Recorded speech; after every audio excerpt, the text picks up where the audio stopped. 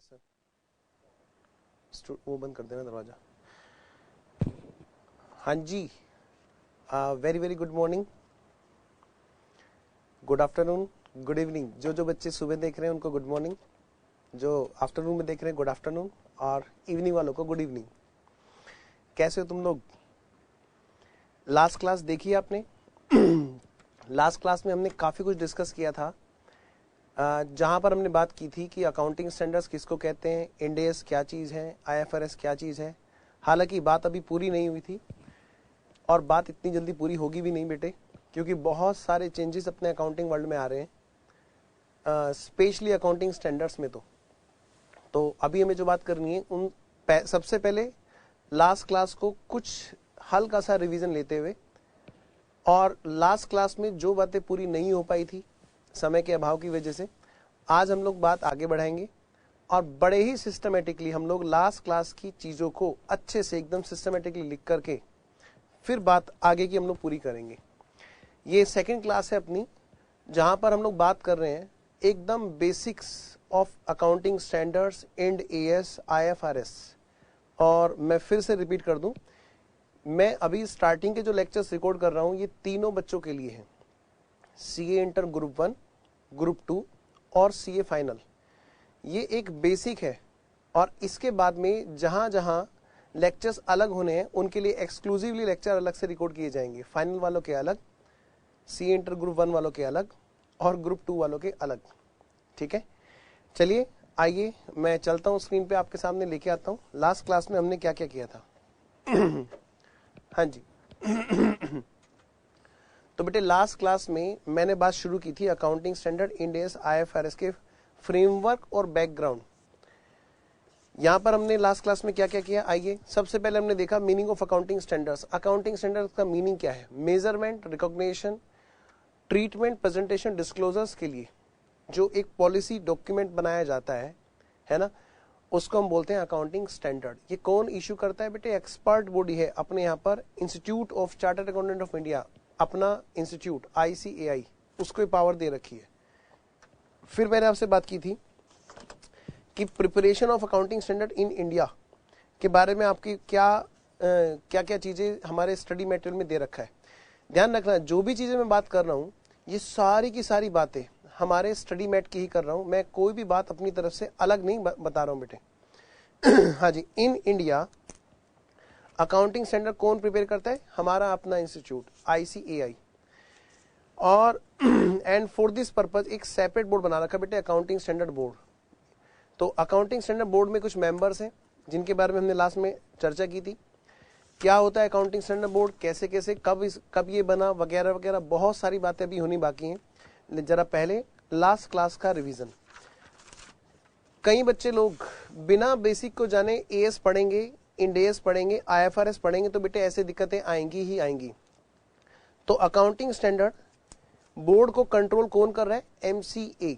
कौन कर रहा है? MCA, ministry of company affairs. ये आज की डेट की बात है। पहले क्या होता था सर?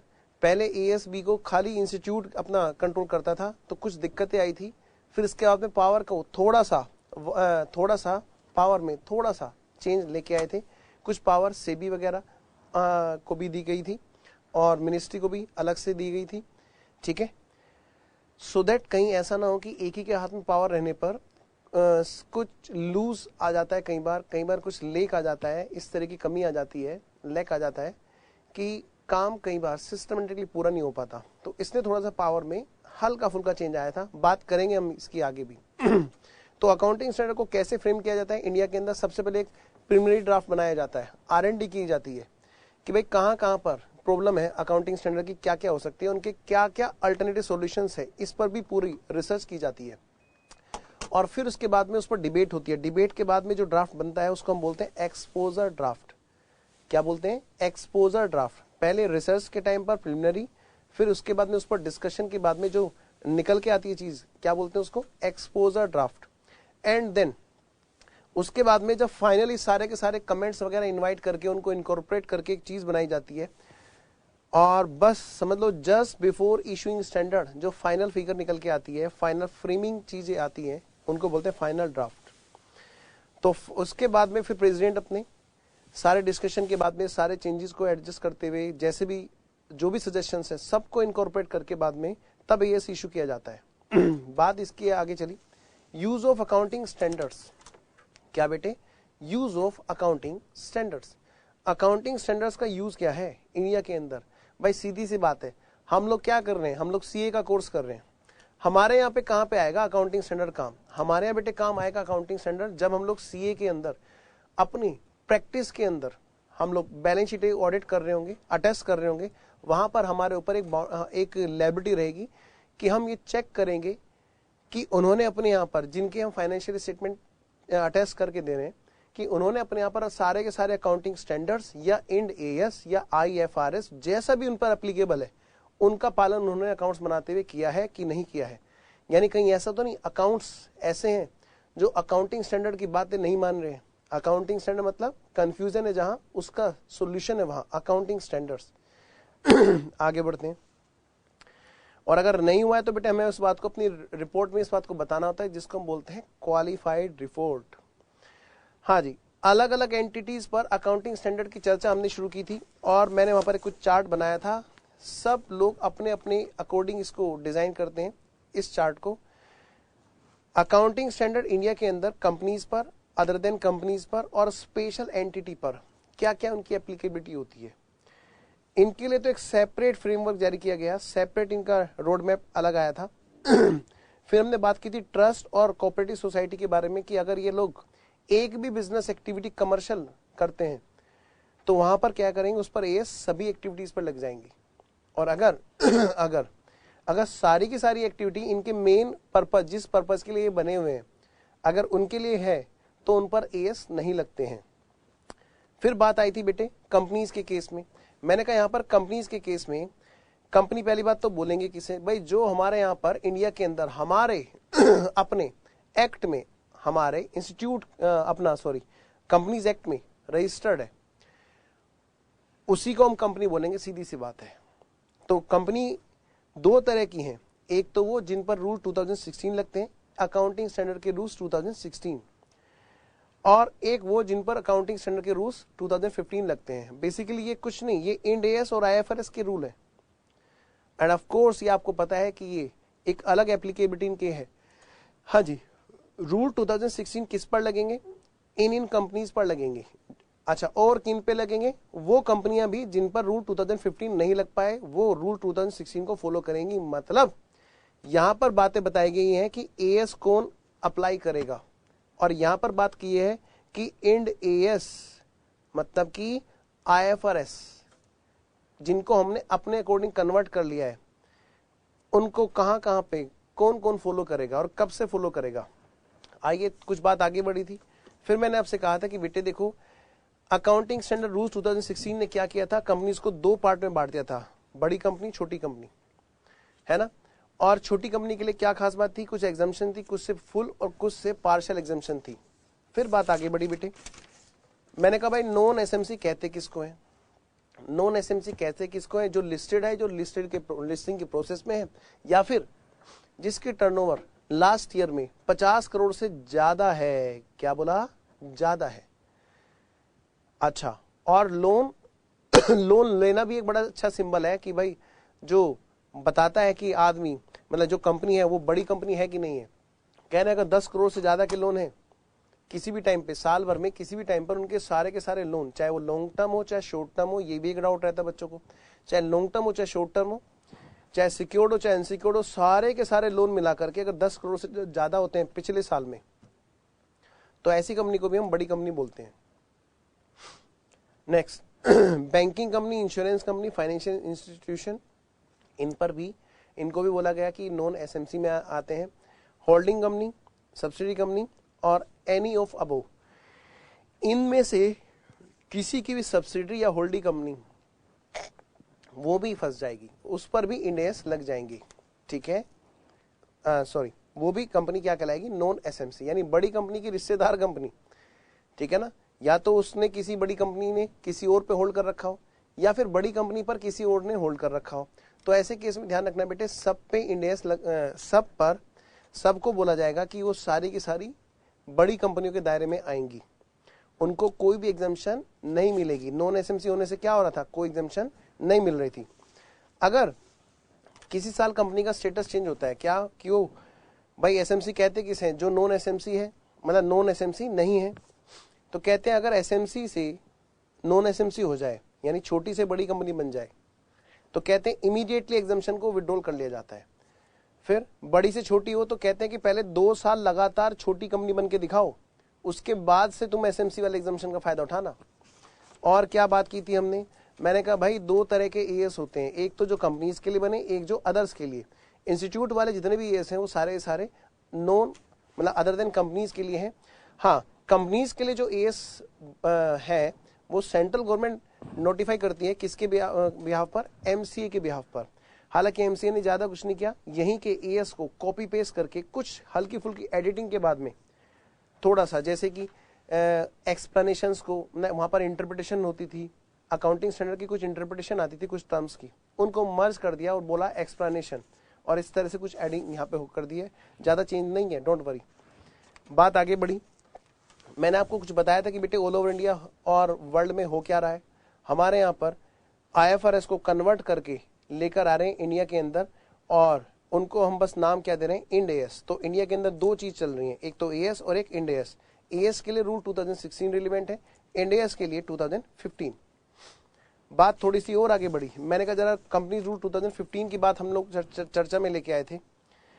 तो कंपनीज रूल 2015 में क्या था भाई, यहाँ पे था कि भाई यहाँ पर हमें मौका दिया गया था कि अप्रैल 1 2015 से, मतलब ये सब बातें ना हमने एक सिस्टमेटिकली लिखी नहीं थी, हमने सिर्फ एक काम किया था, क्या, जितना हो सका हमने ब्रीफ लिया और उसके बारे में हमने लिखना शुरू किया।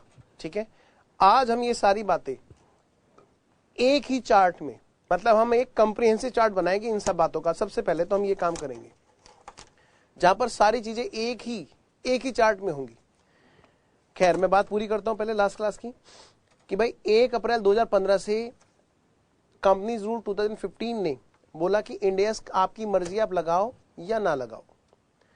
फिर इसके बाद में 1 अप्रैल 2016 से कुछ के लिए मैंडेटरी कर दिया गया था, फिर कुछ के लिए 2017 से मैंडेटरी किया गया। बातें पूरी नहीं हुई थी बेटे, 2018 2019 से भी कुछ के लिए मैंडेटरी किया गया है। खैर, फिर आगे बात बढ़ी और ये कहा गया दो कंपनीज जो जिन पर नहीं लगेंगे, ये वाले जो यहाँ पर कवर नहीं होंगी, उनके लिए बोला गया, क्या बोला गया कि उन पर रूल 2006 लगेंगे। एमसीए की नोटिफिकेशन आई थी 16 फरवरी 2015 को, जिसने ये सब बातें हमें बताई थी। आगे चलते हैं बेटे, और हमने लास्ट क्लास में क्या बात की थी, मैंने कहा बैंकिंग कंपनीज है, इंश्योरेंस कंपनीज है, एनबीएफसी है, क्योंकि इन पर आरबीआई की स्पेशल गाइडलाइन लगती है। इरडा इंश्योरेंस कंपनी के लिए, आरबीआई बैंकिंग कंपनीज के लिए। तो यहां पर कहते हैं रूल 2015 के लिए एप्लीकेबल नहीं है, उनके लिए एक अलग से गाइडलाइन, अलग से रोड मैप है। फिर बात बढ़ी थी थोड़ा सा आगे, और हमने एक हल्का सा ब्रीफ लिया था, डिटेल में नहीं गए थे। क्या कि जब नॉन कॉर्पोरेट एंटिटी होती है उनके लिए कौन से रूल हैं, अकाउंटिंग स्टैंडर्ड रूल्स 2006 ने उनके बारे में बात की। बेटे एएस के बारे में जो भी बात करेगा वो कौन सा रूल बात करेगा, एएस रूल 2006। इंडियस के बारे में कौन बात करेगा, एएस रूल 2015। ये कहते हैं कि लास्ट ईयर में अगर टर्नओवर 50 करोड़ से ज्यादा, मतलब सारी बात एसएमसी वाली, नॉन एसएमसी वाली इनके केस में ले आए थे। एसएमसी मतलब बेटे small and medium size companies की बात हो रही थी वहां पर, है ना। नॉन एसएमसी मतलब non small and medium size company, यानी बेटे बड़ी कंपनियों की बात थी।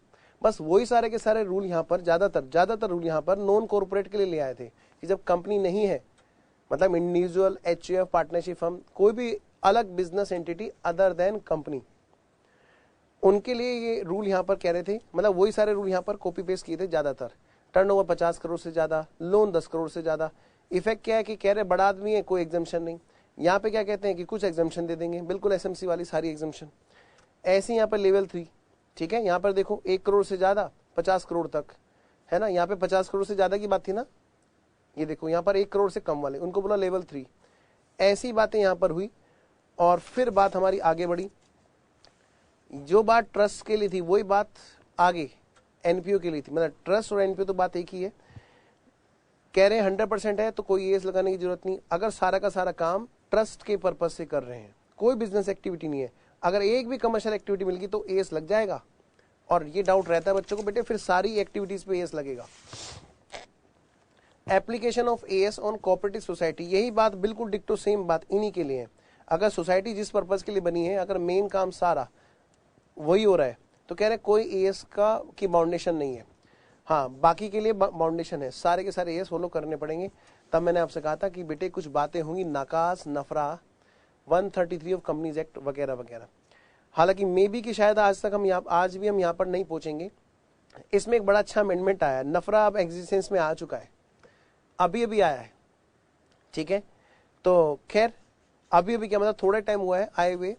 और बात मैं जो करना चाहता हूं बेटे, अब मैं इन सब बातों को जो हमने लास्ट क्लास में लिखते हुए पढ़ी थी, समझी थी, आइए एक समरी तैयार करते हैं। एक छोटा था चार्ट हम लोग तैयार करते हैं, एक कॉम्प्रिहेंसिव चार्ट जहां पर हमें सारी चीजें एक साथ मिले। अब एग्जाम में बैठे होंगे, सर पहले ये बताओ ये एग्जाम के लिए इंपॉर्टेंट है क्या? Very important.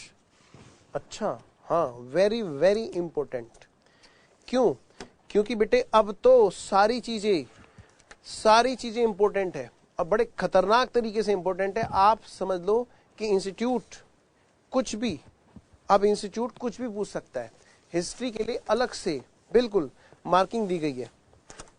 आइए जी, तो क्रक्स हम बात करें, अगर एक समरी चार्ट बोल सकते हैं, एक क्रक्स चार्ट इसको बोल सकते हैं हम लोग। हेडिंग बनाए बेटे,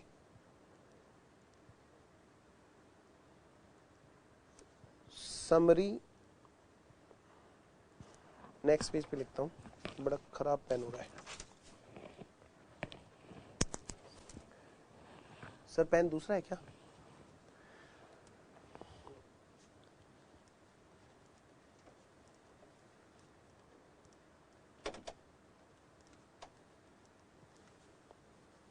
समरी, टोटल, ओवरऑल। हाँ जी, किसके हिसाब से है भाई समरी? समरी है हमारे ओवरऑल प्रोविजंस के हिसाब से, सबसे पहली बात कर रहे हैं किसकी? For companies. सबसे पहले हम बात कर रहे हैं बेटे कंपनीज के लिए, और हम इस वाले पेज पे किसकी बात करेंगे? हम बात करेंगे आगे इधर। आप भी ऐसे ही करने वाले हैं, आप भी बेटे आमने सामने के पेज पे चार्ट बनाएंगे, ठीक है? फॉर कंपनीज और फॉर अदर्स।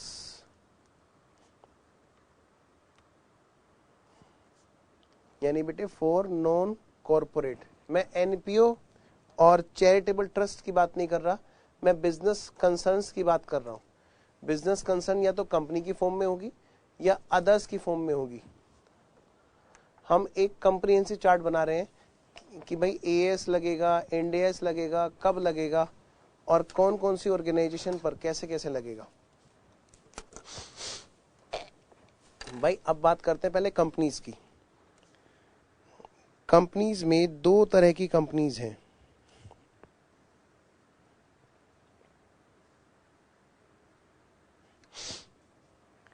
कंपनीज में दो तरह की कंपनीज हैं। सबसे पहले है for other companies,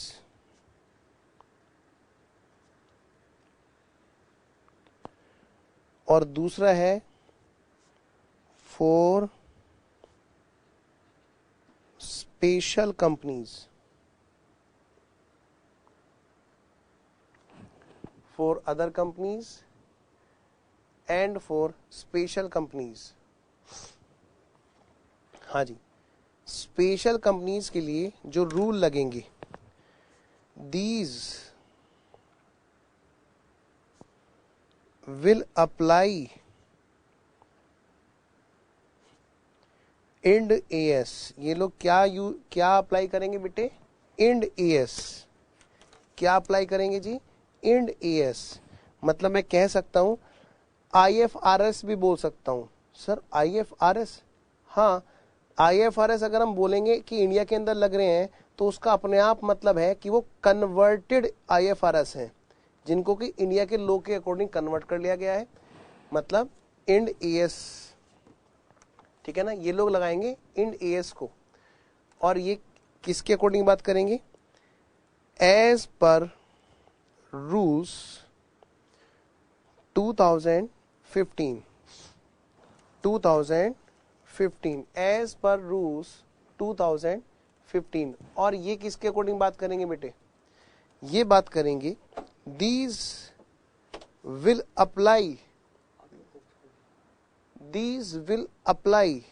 bar bar zoom करना पड़ेगा थोड़ा सा।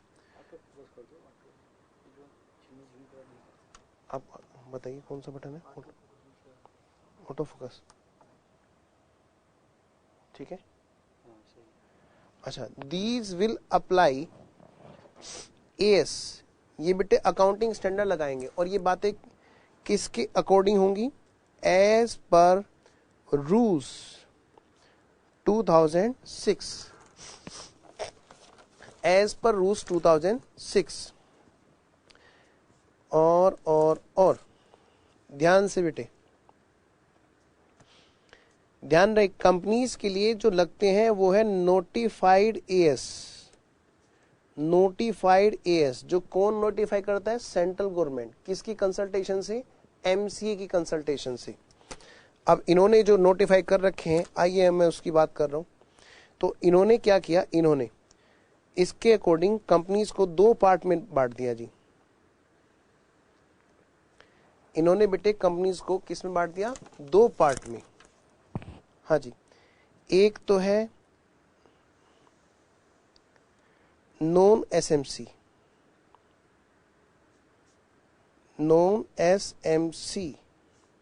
और दूसरी है बेटे SMC, दूसरी है SMC, एक कंप्रीहेंसिव चार्ट। नॉन मतलब एग्जाम से एक दिन पहले कैसे रिवाइज करें। हाँ जी, ये है बेटे बड़ी companies, non SMC small and medium size companies जो नहीं है नॉन SMC, और ये है छोटी और मध्यम वर्ग है, स्मॉल एंड मीडियम, छोटी कंपनीज में बोल देता हूं, ठीक है। तो इन्होंने क्या कहा यहां पर, सबसे पहली बात भाई, या तो वो लिस्टेड है,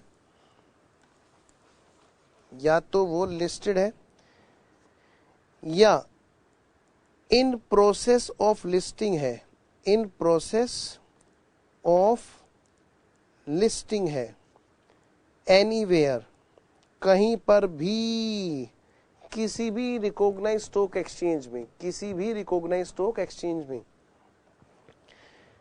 या फिर वो कोई ऐसी कंसर्न है, ऐसी बिजनेस कंसर्न है, एंटिटी, या मैं कह सकता हूं ऐसी कंपनी जिसकी लास्ट ईयर में, बेटे पिछले फाइनेंशियल ईयर की बात हो रही है, लास्ट ईयर में या तो बेटे सेल मतलब टर्नओवर वो 50 करोड़ से ज्यादा है, मोर देन 50 करोड़, या फिर लास्ट ईयर में लोन्स, सारे के सारे लोन वो 10 करोड़ से ज्यादा है। हम एक समरी बना रहे हैं ताकि एग्जाम से एक दिन पहले हम सारे फटाफट से पूरे चैप्टर को रिवाइज कर लें। ये समरी किसके लिए, ये सभी बच्चों के लिए है, चाहे वो CA इंटर का हो, चाहे वो CA फाइनल का हो, क्योंकि ये AS की स्टार्टिंग है। हाँ जी, नंबर 3, कोई भी बैंकिंग या फिर इंश्योरेंस कंपनी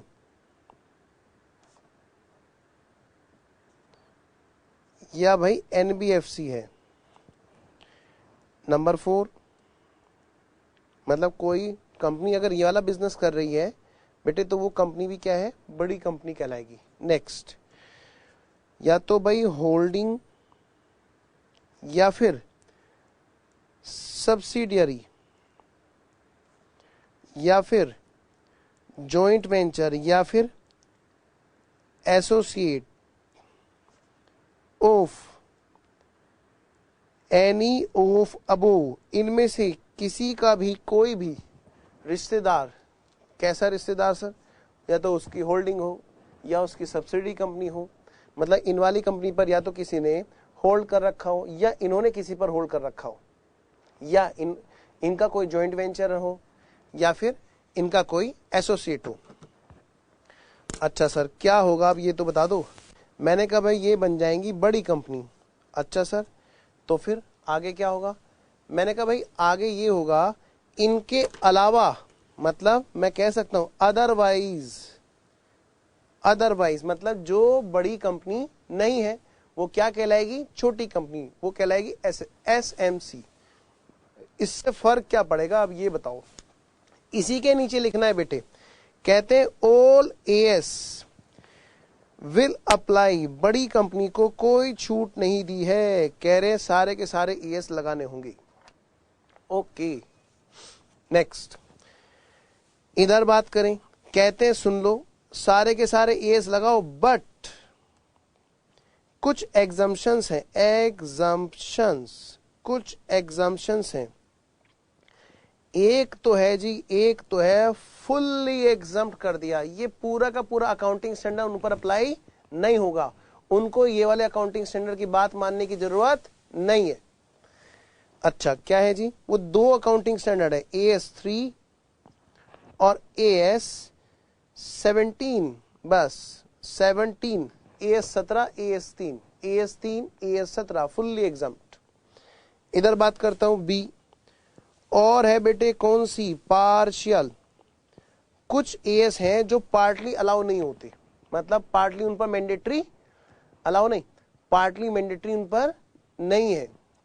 अच्छा कौन कौन से हैं? AS15, AS15, AS19, AS20, 15, 19, 20, 25, 28, 29, 15, 19, 20, 25, 28, 29, AS25, AS28 और एक और AS29।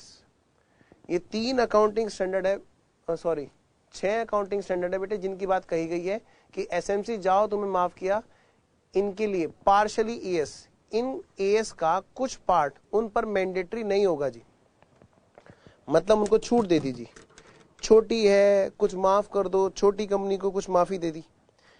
अब स्पेशल कंपनी की बात करते हैं, तो यहां तक बात ओके है।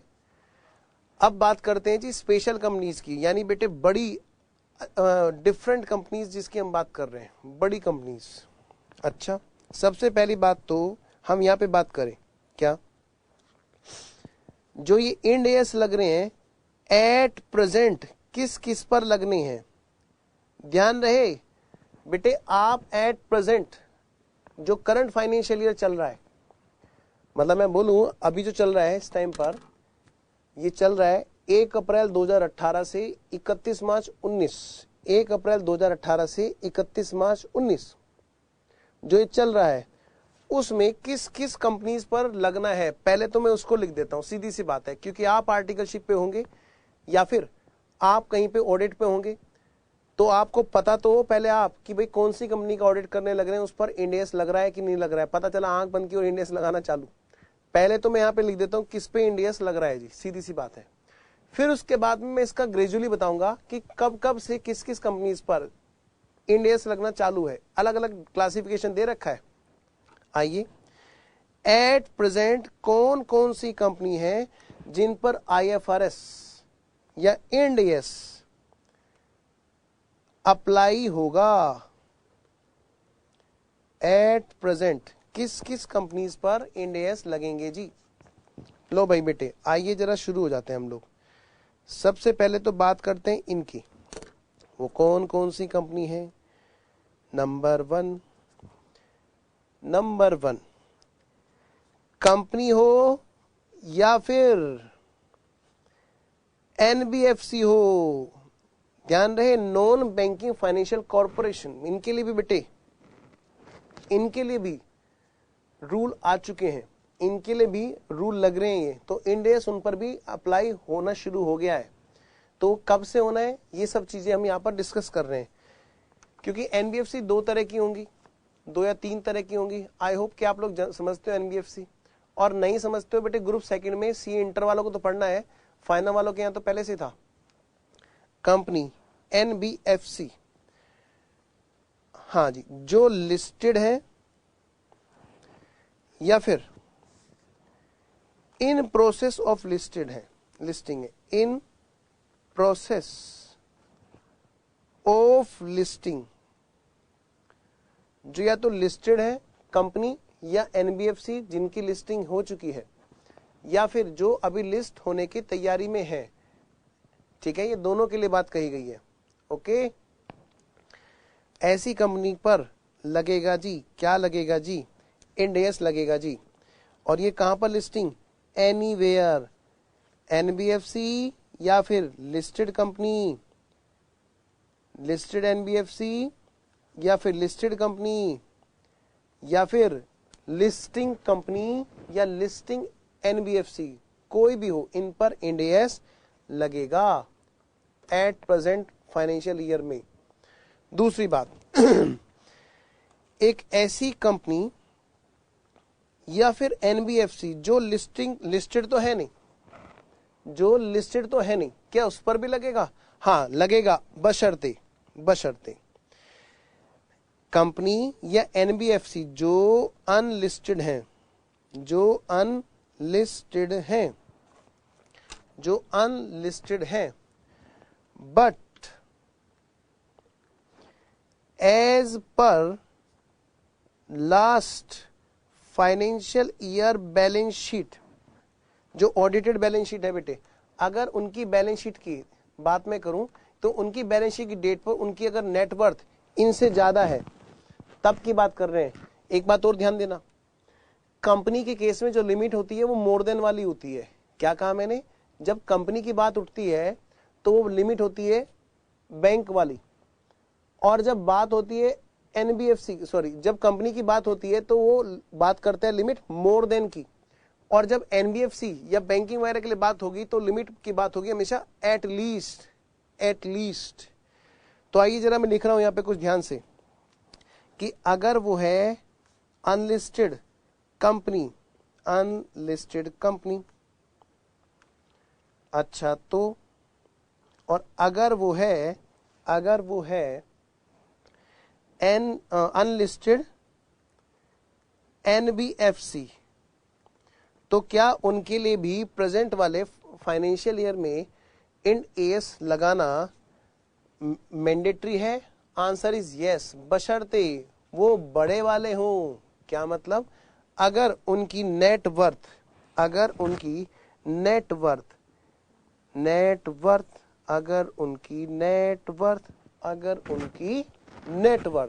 As per latest balance sheet, उनकी नेटवर्थ बेटे 250 करोड़ से यहां पर कंपनी के केस में क्या होगा, ज्यादा, और 250 करोड़ यहां पर क्या होगा, एट लीस्ट, कम से कम 250 करोड़, और वहां पर कंपनी के केस में लिमिट कैसी होती है, ज्यादा। कंपनी के केस में जितनी भी लिमिट है वो किस में है बेटे, ज्यादा, मोर देन, और यहां पर बैंक के केस में किस उसमें है, एट लीस्ट 250 करोड़। मैं दोनों के लिए एक ही बार लिख रहा हूं ताकि आपको फिगर्स तो देखो बेटे आपको याद रहेगी। हाँ, याद करने वाली बात क्या है कि ज्यादा की बात हो रही है या कम से कम इतनी नेटवर्क की आवश्यकता है। तो कंपनी के केस में है ज्यादा होनी चाहिए, और बैंक NBFC के केस में क्या है, कम से कम इतनी तो होनी चाहिए। नंबर थर्ड, अब बात करते हैं शेड्यूल्ड कमर्शियल बैंक्स। शेड्यूल्ड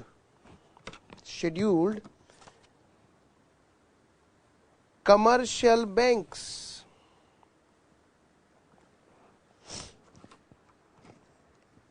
ध्यान रखना यहां पर शेड्यूल्ड कमर्शियल बैंक की बात हो रही है, तो यहां पर नहीं है कौन से वाले, RRB, regional rural bank, RRB and UCB।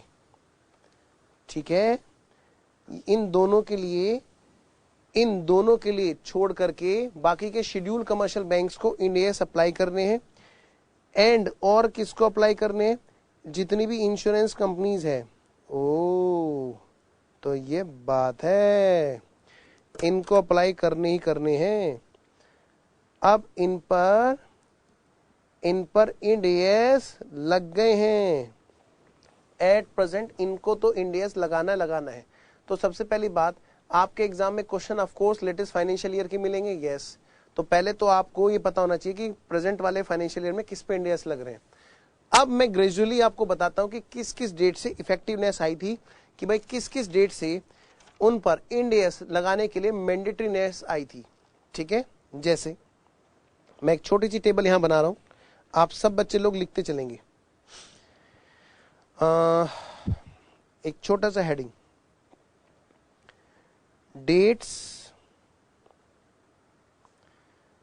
Financial year, dates financial year from विच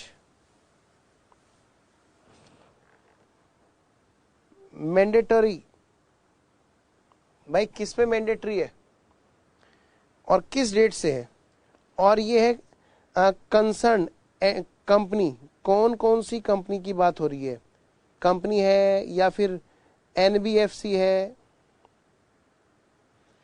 ठीक है, या फिर भाई बैंक है, हम किसकी बात कर रहे हैं। एक काम करते हैं, मैं इस वाली टेबल को इधर बना देता हूं सो दैट आप लोग अच्छे से इसको नोट कर लें। आइए, ये अदर वाला हम ले जाएंगे नेक्स्ट पेज पे, नेक्स्ट पेज पर हम ले जाएंगे अदर्स वाला। तो हम इस वाले पेज का यूज कर रहे हैं किसके लिए, इस चार्ट के बचे हुए पोर्शन के लिए, जो यहां पर इधर था ना, ये वाली एक टेबल, इस वाले पोर्शन को बेटे मैं इधर लिख रहा हूं यहां पर। ठीक है, तो यहां पर जगह कम होने की वजह से मैं टेबल इधर बना रहा हूं।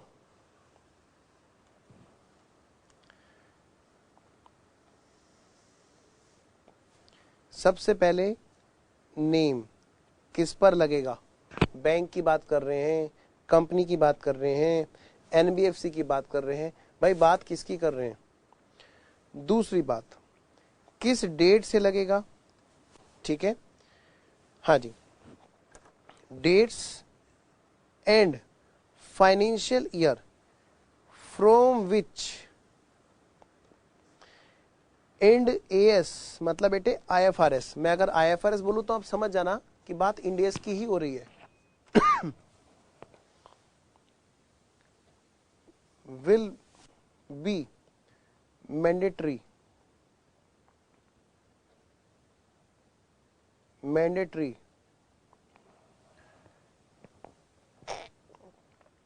अब विल भी मैंने लिख तो दिया है, लेकिन कुछ ऐसे हैं जिन पर ऑलरेडी लग चुके हैं।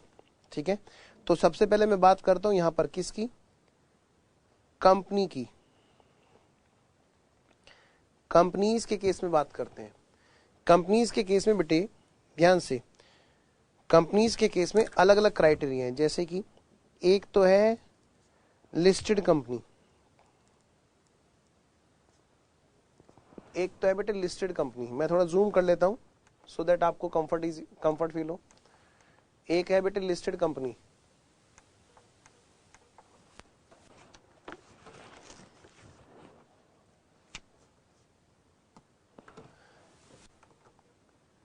हाँ जी, सबसे पहले बेटे लिस्टेड कंपनी। अब लिस्टेड कंपनी के केस में हमें लिस्टेड कंपनी और in process of listing company, अगर उसकी net worth having net worth more than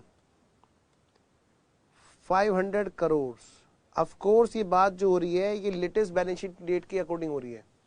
latest financial year में, मतलब पिछले वाले फाइनेंशियल ईयर में अगर उसकी 500 करोड़ की नेटवर्थ से ज्यादा रही है तो उसको बोला गया था, ये किसके लिए था डेट, इसकी डेट कौन सी थी बेटे, 1/4/16 से उसको अप्लाई करना मैंडेटरी था।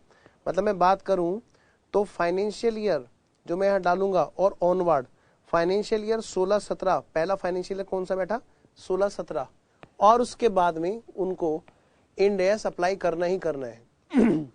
फिर बात आई थी किसके लिए, वो वाली लिस्टेड कंपनीज जो इनके अलावा हैं। क्या कहा, इनके अलावा दूसरे वाली लिस्टेड कंपनीज की बात हम लोग कर रहे हैं। इनके अलावा दूसरी वाली लिस्टेड कंपनीज वो कौन कौन सी हैं भाई, अदर लिस्टेड कंपनीज। बताओ तो वो कौन सी। अरे ऑफ कोर्स जिनकी नेटवर्थ 500 करोड़ से ज्यादा है वो तो यहां पे कवर है, लेकिन बात अब किसकी चलेगी, जिनकी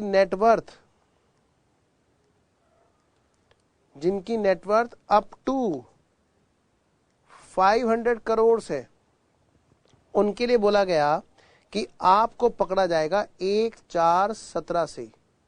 बात हम किसकी कर रहे हैं, पहले हम बात कर रहे हैं कंपनीज की, हम बात कर रहे हैं कंपनीज की, उसमें भी किसकी, पहले सारे की सारी लिस्टेड को एक साथ निपटा लो। लिस्टेड कंपनी जो बड़ी हैं उनको 1,4,16 से पकड़ लिया, जो लिस्टेड कंपनीज उनके अलावा हैं छोटे वाली लिस्टेड कंपनीज उनको 1,4,17 से पकड़ लिया।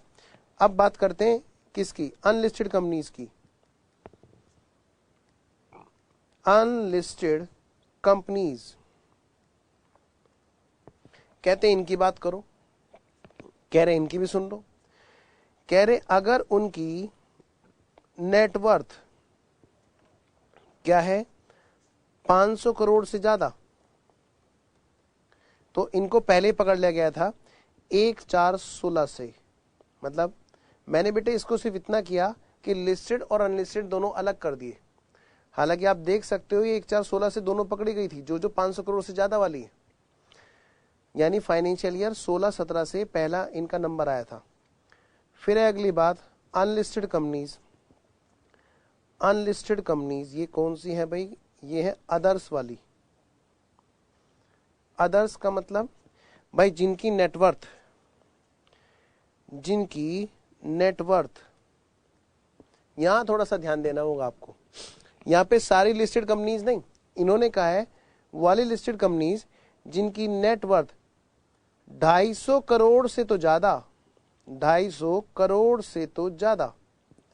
और आपको पता है 500 करोड़ से ज्यादा वाली ऊपर पकड़ी गई है, हाँ। तो लेकिन अप टू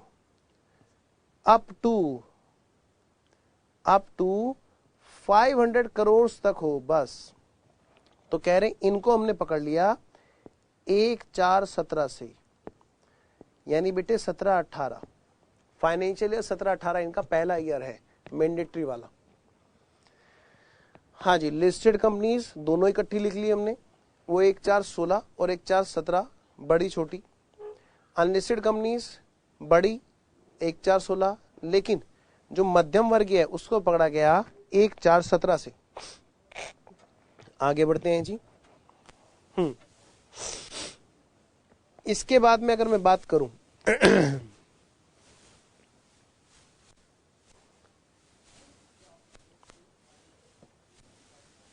नेक्स्ट, फिर बात आती है किसकी, एनबीएफसी की। सेकेंड वाला पॉइंट है बेटे NBFC, non banking financial corporation. कह रहे हैं सबसे पहली बात तो ये एवरी एनबीएफसी, हाँ एवरी मतलब एवरी, चाहे वो लिस्टेड हो या लिस्टिंग इन प्रोसेस हो या अनलिस्टेड हो, हर एनबीएफसी। और मैंने आपसे कहा था कि बेटे कंपनी के केस में जो लिमिट है वो मोर देन वाली है, और यहां पर है एटलीस्ट। कह रहे जिनकी नेटवर्थ कम से कम 500 करोड़ की हो। बात किसकी हो रही है बेटे, नेटवर्थ की बात हो रही है। अगर किसी की नेटवर्थ 500 करोड़ की है, मतलब कम से कम 500 करोड़, कंपनीज के केस में ज्यादा वालों को पकड़ा गया, यहां पे कम से कम को, तो कहते हैं इनके लिए जो डेट है और फाइनेंशियल ईयर है वो इस प्रकार से है, 1/4/18 से एनबीएफसी को भी इंडेस लगाने होंगे। मतलब बेटे फाइनेंशियल ईयर 18-19, फाइनेंशियल ईयर 18 और 19। सेकेंड वाला पॉइंट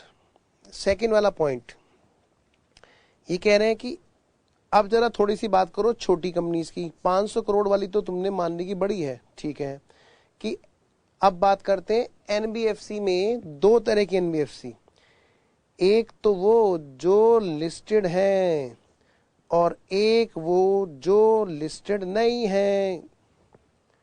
कहते 500 करोड़ जिसकी नेटवर्थ है कम से कम या उससे ज्यादा, वो तो पकड़ेगा यहां पर।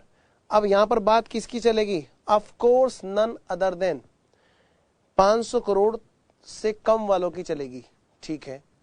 तो यहां पर मैं बात करूं लिस्टेड के केस में, इन्होंने कहा है कि देखो भाई, लिस्टेड तो पकड़ लो सारे के सारे जिनकी नेटवर्थ 500 करोड़ से कम है, ऐसी एनबीएफसी को पकड़ लिया गया 1/4/19 से, यानी बेटे फाइनेंशियल ईयर 19-20 से पकड़ा जाएगा।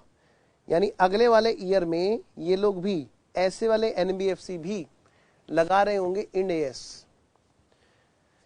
हाँ जी, लेकिन अनलिस्टेड के केस में इन्होंने फिर से क्राइटेरिया डिसाइड कर दिए। क्या कहा कि ऐसी एनबीएफसी जिसकी नेटवर्थ कम से कम, आपको पता है ना इसमें मिनिमम लिमिट किस में होती है? एटलीस्ट में, एटलीस्ट में। और कंपनी में मिनिमम लिमिट किस में होती है? More than. यहां पर क्राइटेरिया मोर देन का, यहां पर एटलीस्ट का। कहते हैं एटलीस्ट 250 करोड़ जिसकी नेटवर्थ है, और लेस देन 500 करोड़, लेकिन 500 करोड़ से कम हो, क्योंकि 500 करोड़ जैसे ही हुआ वो तो यहीं पकड़ा गया। कहते हैं इनकी बात बताओ कि ठीक है, इनके लिए लिमिट है सेम, यही डेट यही है 1/4/19, मतलब फाइनेंशियल ईयर 19-20 एंड ऑनवर्ड। इन लोगों को यहां से इंड एस लगाने हैं बच्चों। आई होप यहां तक कोई दिक्कत नहीं है किसी बच्चे को। अब अगला नंबर है जी, अगला नंबर है सी पॉइंट। ये है जी शेड्यूल्ड बैंक। शेड्यूल्ड बैंक्स, ध्यान रखना इसमें आरआरबी और यूसीबी नहीं है। हाँ जी, शेड्यूल्ड बैंक। और भाई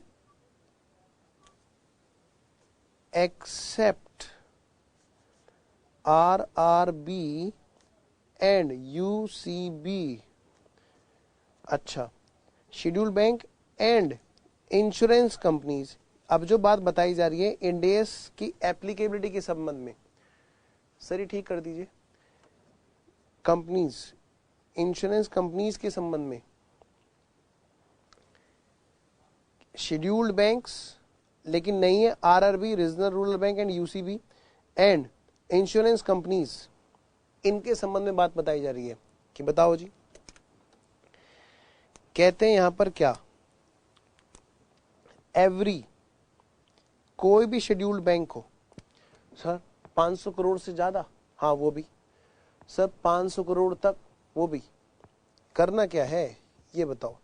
कह रहे उन पर इंड एस लगेगा, हर एक पर लगेगा जिसकी नेटवर्थ कोई भी हो, हाँ कोई भी हो, यहां पे कोई भी लिमिट नहीं दे रखी, एनी नेटवर्थ कुछ भी हो, उस पर कब से लगेगा जी? डेट दे रखी है 1/4/18 से लगेगा जी।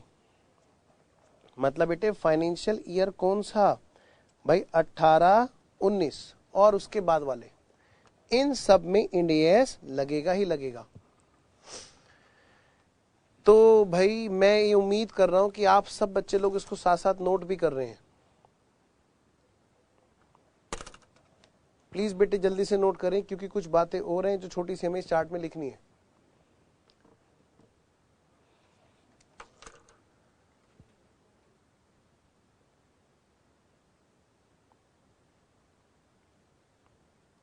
ये चार्ट बड़े संभाल के रखना, प्रैक्टिकल लाइफ में बहुत काम आएगा ये। चलिए जी, तो मैंने माना कि बच्चों ने नोट कर ली होगी बात। आइए कुछ बात मुझे अब यहाँ पे लिखानी है। हाँ जी, कुछ स्पेशल पॉइंट्स इसी के संबंध में।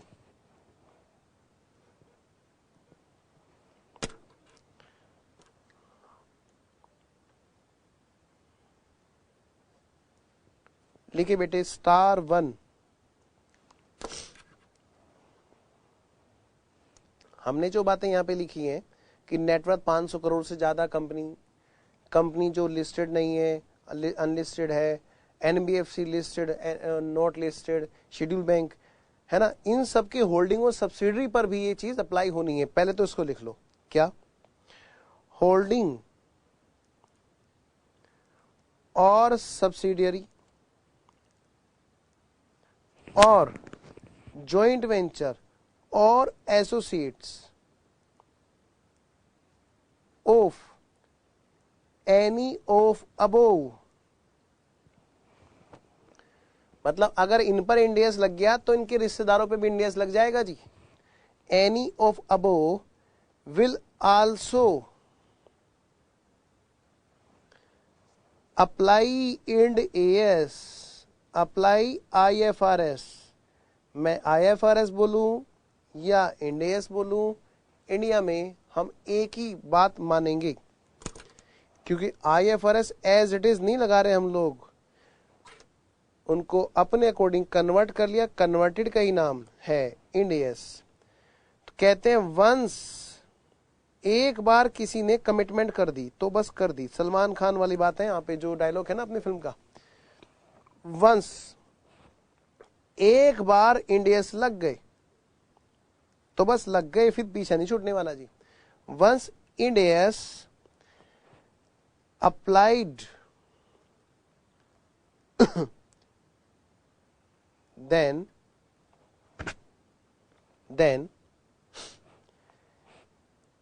in subsequent years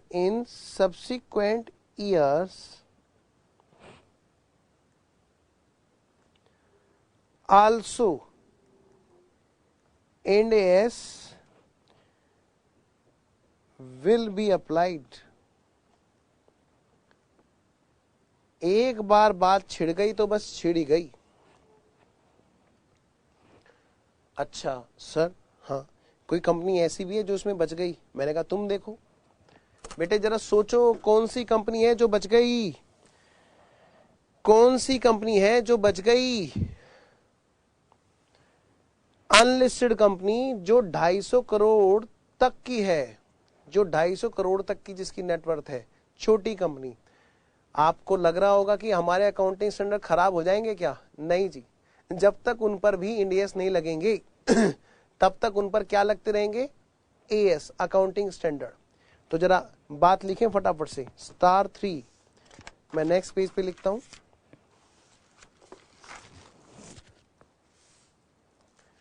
star number 3, point number 3 लिखिए बेटे, क्या?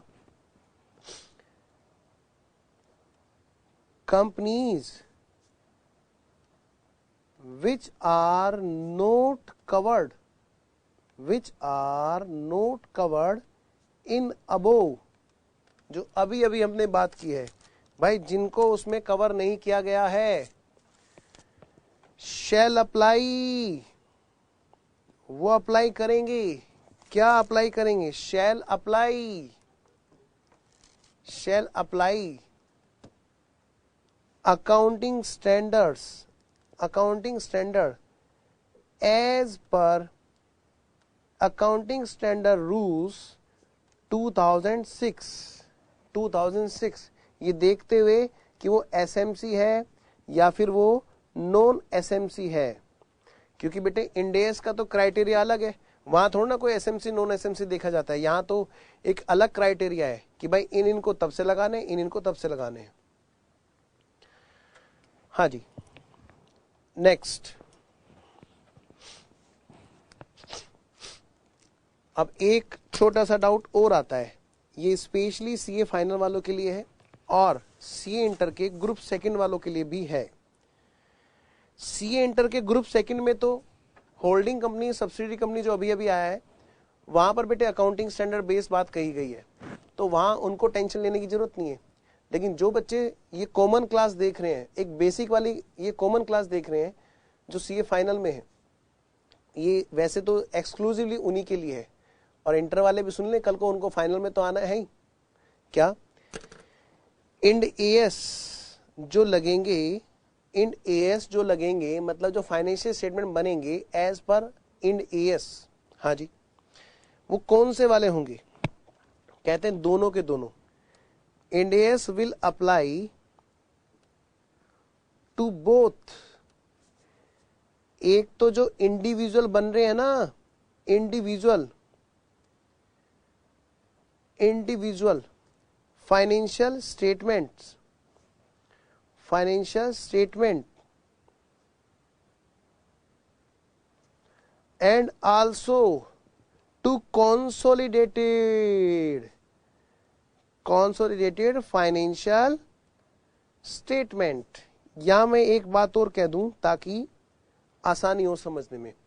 एक चैप्टर है सीए इंटर के ग्रुप फर्स्ट में हेड ऑफिस और ब्रांच का, वहां पर हेड ऑफिस को कंसोलिडेटेड फाइनेंशियल स्टेटमेंट बनाने होंगे।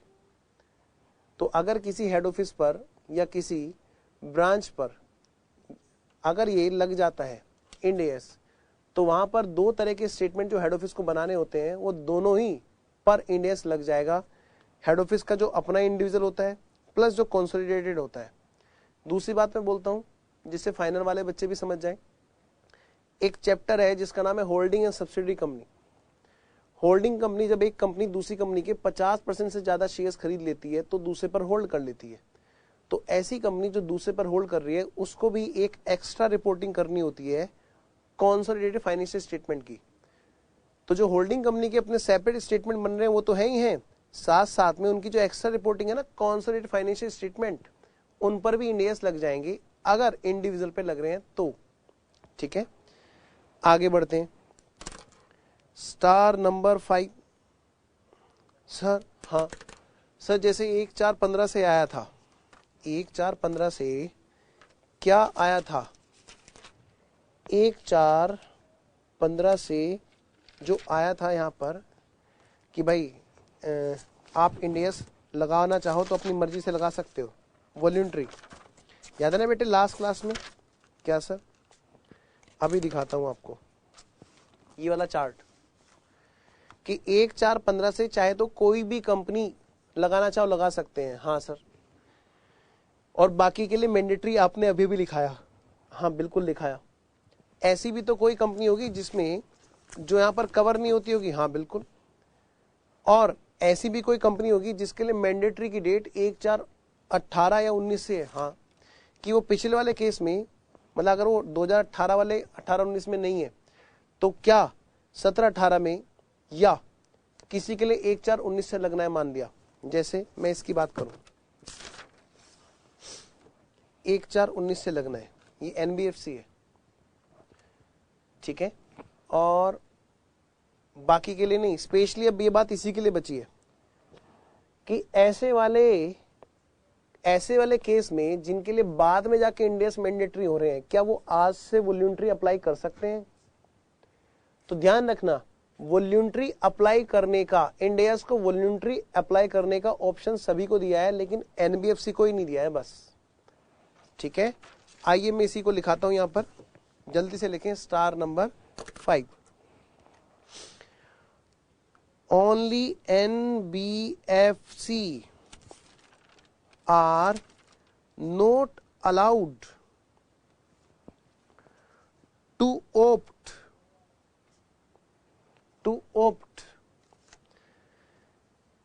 the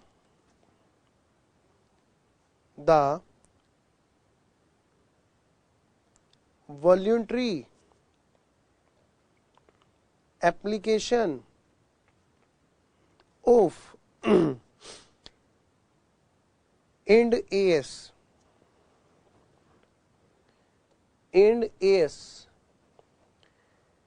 as they have to apply IND AS from financial year 18-19 onward। भाई इनको इंड एस लगाने हैं फाइनेंशियल ईयर 18-19 से ही, फाइनेंशियल ईयर 18-19 और उसके बाद में ऑनवर्ड। तो इनके लिए बोला गया कि भाई आपको वॉल्यूंटरी लगाना अलाउ नहीं है, not allowed to opt voluntary. हाँ जी, तो यहां तक तो बात हमारी चली बेटे किसकी? कंपनीज की। जैसा कि आपको मैं बता दूं, हम लोग क्या कर रहे थे अभी, हम एक समरी बना रहे थे।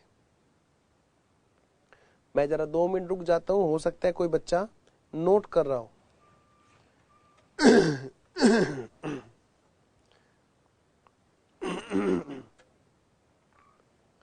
सर पानी भिजवा देना।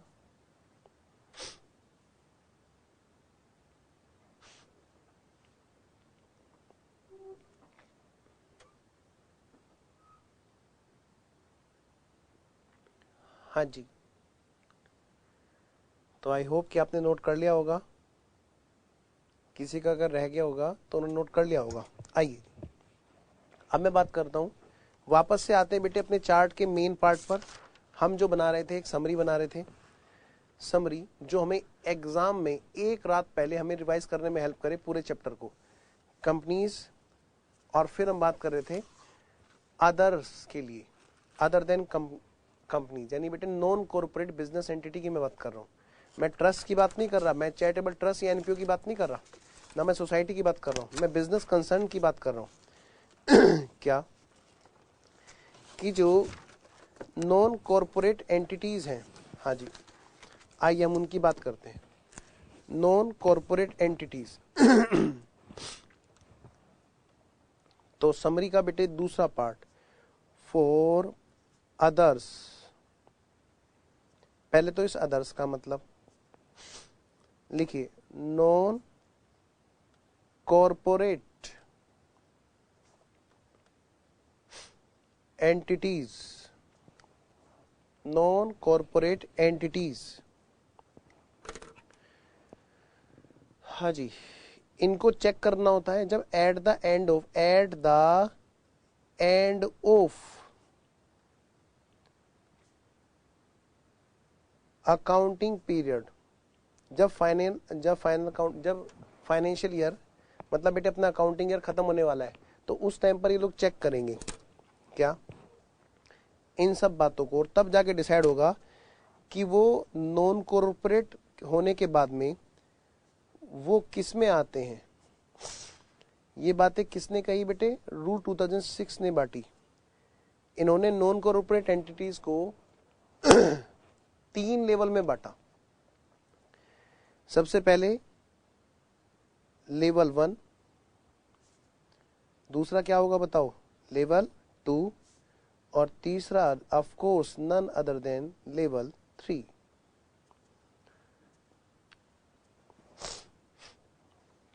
तो सबसे पहले तो हम यहां पे लिखेंगे किसको बोलेंगे लेवल 1, और किसको बोलेंगे लेवल 2, और किसको बोलेंगे लेवल 3।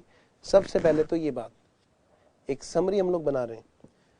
फिर इसके बाद में बात होगी क्या, कि भाई लेवल 1 में आने से क्या होगा, लेवल 2 में आने से क्या होगा, लेवल 3 में आने से क्या होगा। आइए बेटे बिल्कुल समझ लो, नॉन एसएमसी वाली बातें हम बोलेंगे इनको। लेवल 1 मतलब बेटे ये क्या है बच्चों, ये है बिग एंटिटी, बिग एंटिटी, इससे सारे के सारे एएस इनको अप्लाई करने होंगे। दूसरा है स्मॉल एंड मीडियम एंटिटी, वहां पे क्या था एसएमसी, यहाँ पे C4 कंपनी, यहाँ पर कंपनी तो है नहीं, यहाँ पे क्या कहलाएंगे एंटिटी, यहाँ पर SME कहलाएगी। और उसमें 2 लेवल है, सेकंड और थर्ड भी है ये, ठीक है। आइए लेवल 1 किसको बोलेंगे, एक ऐसी एंटिटी जो कंपनी नहीं है, मैं बात उनकी कर रहा हूं जो कंपनी नहीं है, एक ऐसी एंटिटी whose securities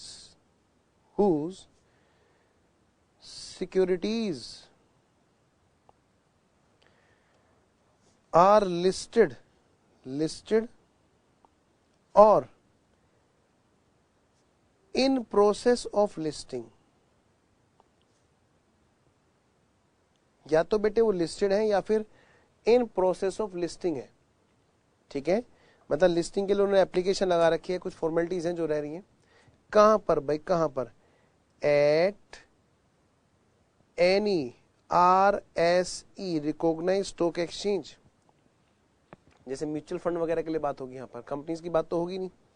अच्छा, उसको हम बोलेंगे कि वो लेवल 1 है। या फिर दूसरे वाला केस क्या, एक ऐसी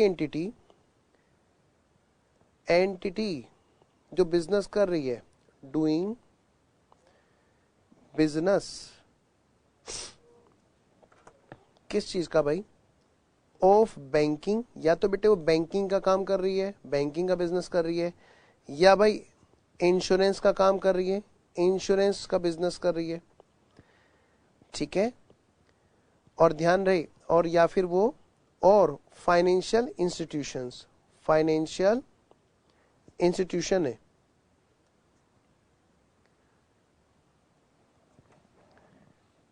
वो भी लेवल 1 में आएंगे। ध्यान रखना एक चीज, यहां पर जो बात है रही बेटे बैंकिंग की, यहां पे कोऑपरेटिव बैंक भी शामिल है, इंक्लूडिंग, ये बात किसके लिए मैं कर रहा हूं बेटे, बैंक के लिए, including cooperative bank, cooperative banks, एक ऐसी एंटिटी जिसकी या तो लिस्टिंग हो चुकी है या फिर वो लिस्टिंग के प्रोसेस में है। ये बात तो हमने कहां पढ़ी थी, कहीं और पढ़ी थी, यस अभी तो पढ़ी थी हमने, किस में, नॉन एसएमसी में। ज्यादातर बातें यहां पर बेटे नॉन एसएमसी वाली आ गई है ना, बस नॉन एसएमसी ना होकर के नॉन एसएमई बोल सकते हैं हम इसको यहां पर, है ना। एंटिटी को नॉन एसएमई और एसएमई, एसएमई थर्ड और सेकंड लेवल। तो एक ऐसी एंटिटी जो लिस्टेड है या लिस्टिंग के प्रोसेस में है, या फिर कोई ऐसी एंटिटी जो बैंक तो नहीं है लेकिन बैंकिंग जैसा बिजनेस, इंश्योरेंस कंपनी तो नहीं है, इंश्योरेंस जैसा बिजनेस, या फाइनेंशियल इंस्टीट्यूशंस है ना, ये लोग अगर कर रहे हैं अगर ऐसा, या फिर नंबर थर्ड जितनी भी commercial, all commercial, commercial, industrial business entities हैं, जितनी भी कमर्शियल या इंडस्ट्रियल बिजनेस एंटिटीज हैं, अगर उनकी टर्नओवर बेटे सेम वही वाला क्राइटेरिया, लास्ट वाले फाइनेंशियल ईयर की balance sheet, latest financial year की बैलेंस शीट के अकॉर्डिंग, लेटेस्ट बैलेंस शीट के अकॉर्डिंग उनकी सेल अगर ज्यादा है, बेटे ये कौन है, ये कौन है, लिमिट, बिल्कुल कंपनी की तरह काम कर रहे हैं यहां पर। तो यहां पर भी ये एनबीएफसी तो है नहीं, तो इसलिए लिमिट ध्यान रखना 50 करोड़ सेम रखिए यहां पर, 50 करोड़ से ज्यादा है, या फिर उनके अगर लोन सिक्योर्ड अनसिक्योर्ड सारे के सारे वो ज्यादा हैं किससे, 10 करोड़ से।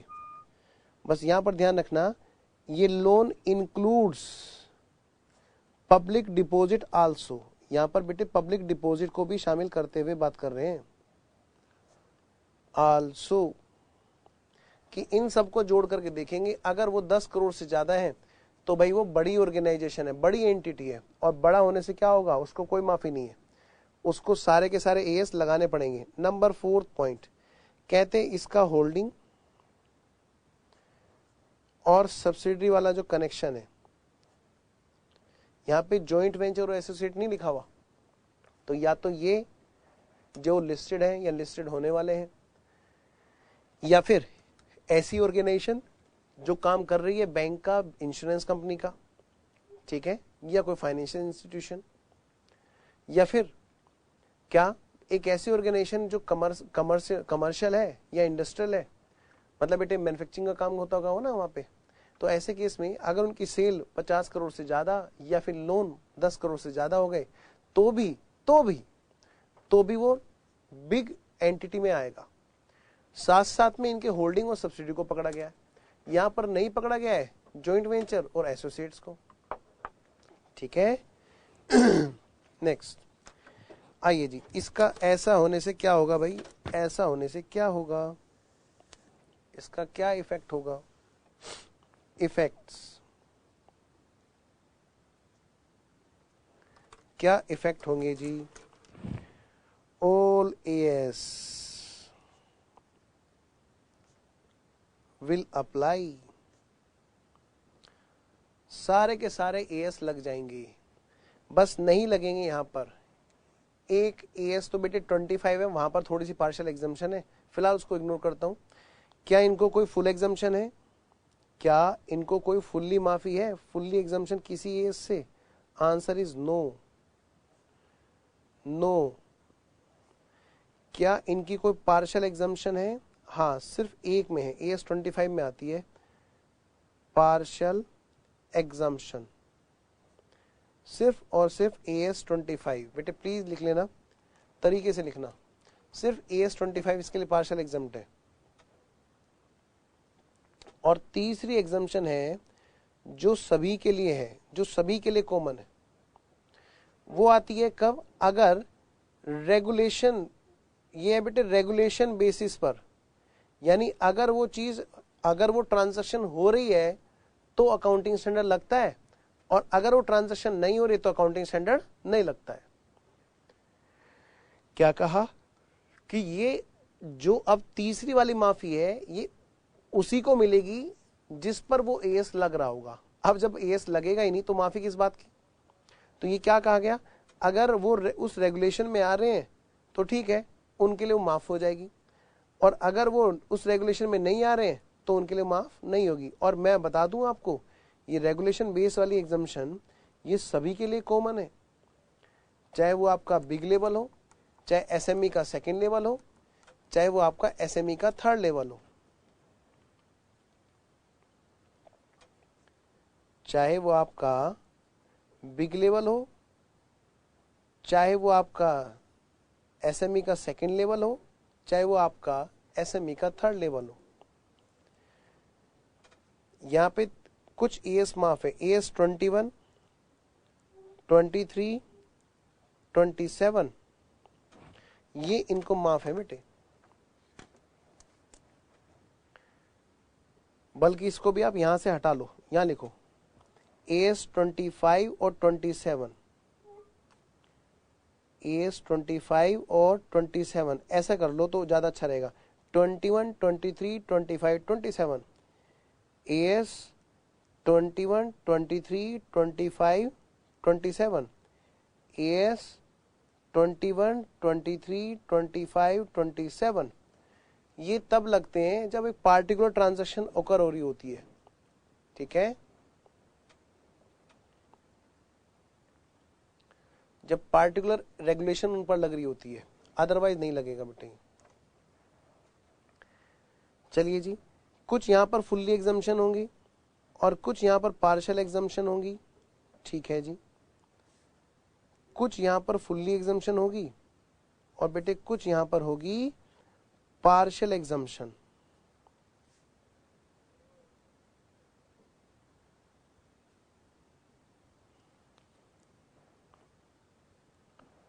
ठीक है, अब देखते हैं वो SME लेवल है क्या, सेकंड वाला। ये कहते हैं देखो भाई, आपने पढ़ लिया, क्या पढ़ लिया कि लेवल 1 एंटिटी किसको कहते हैं, हाँ, तो क्या कहते हैं, अदर देन लेवल 1, कह रहे हैं जो लेवल 1 में कवर नहीं है। अच्छा, और तो लेवल 1 में कवर नहीं है तो लेवल 3 में भी आ सकता है कि हाँ बिल्कुल, लेकिन थोड़ा एक क्राइटेरिया और डाल दिया कि जो लेवल 1 में नहीं है, एंड क्या, ये वाली कंडीशन एज इट इज यहां पे आ गई, एज इट इज, एंड वो क्या है, ऑल कमर्शियल। बेटे मैं इसको एज इट इज यहां पे नोट कर रहा हूं, मतलब ये फर्स्ट और सेकंड नहीं आएंगे यहां पर सीधा थर्ड वाली उठकर एज इट इज आ गई है कि वो लेवल 1 में नहीं है, और all commercial, commercial comma industrial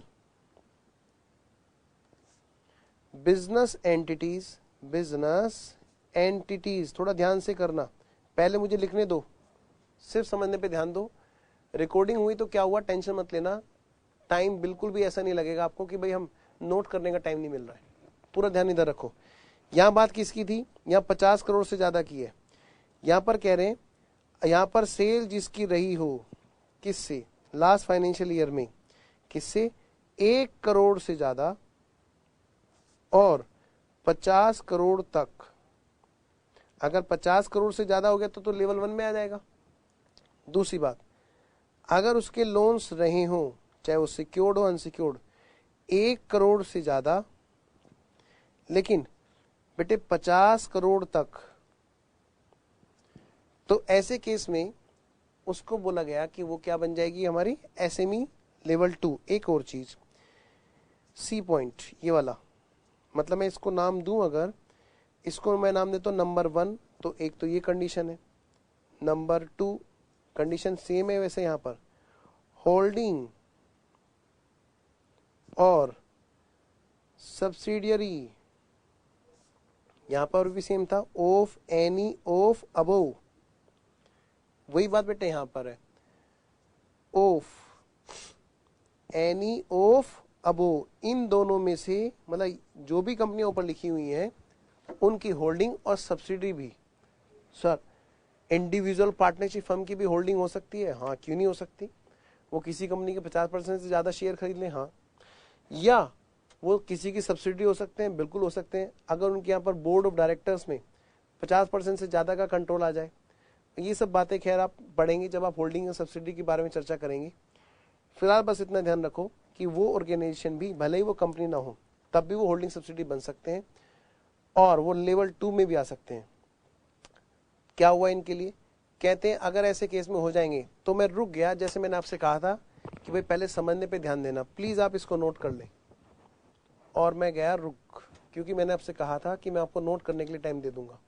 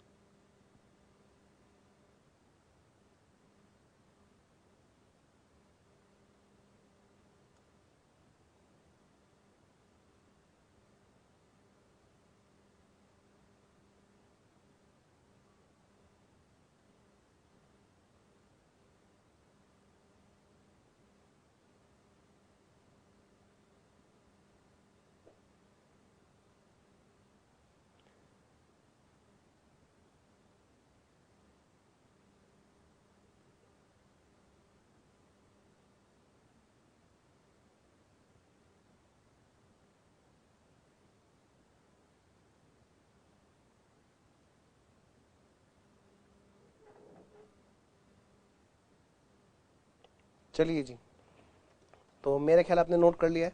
आइए जी आगे बढ़ते हैं।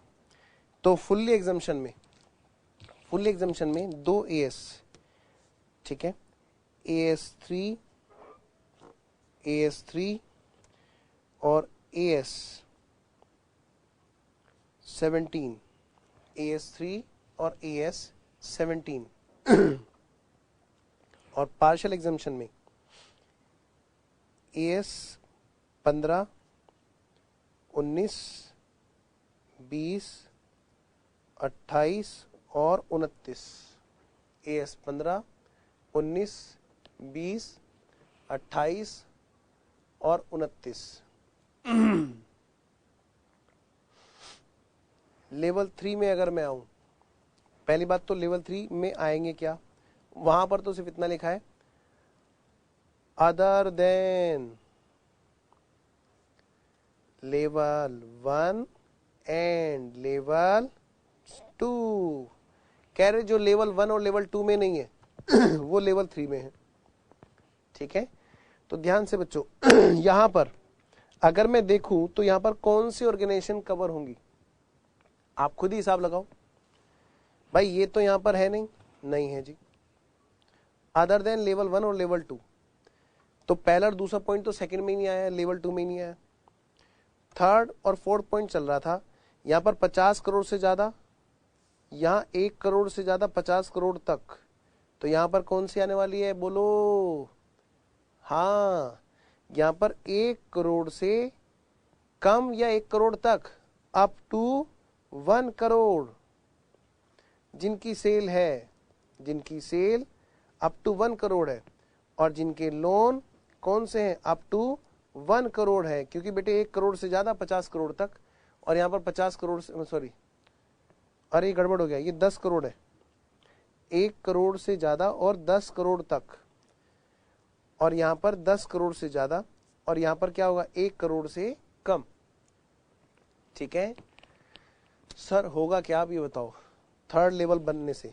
मैंने कहा थर्ड लेवल होने पे कुछ और एक्स्ट्रा एग्जाम्पशन हो जाएंगी। आइए जी मैं बताता हूँ, सर हटा देना मेरे को स्क्रीन से। यहाँ पर AS3 और AS17 तो है ही फुल्ली एग्जाम्प्ट बेटे, साथ साथ में 2 और AS कर दिए इन्होंने एग्जाम, 18 और 24, ये 2 एक्स्ट्रा एग्जाम्पशंस और आ गई, किसके लिए? लेवल 3 के लिए। और जो पार्शल है वो तो एज इट इज रही, वहां पे क्या था? AS15, 19, 20, 28, 29, पार्शल मिल किसको रही है? लेवल 2 और लेवल 3 को। हाँ, लेवल 3 को 2 एक्स्ट्रा एग्जाम्पशन मिली, लेवल 1 को कोई एग्जाम्पशन नहीं जी, लेवल 1 को तो वही एग्जाम्पशन है जो रेगुलेशन बेस वाली एग्जाम्पशन है।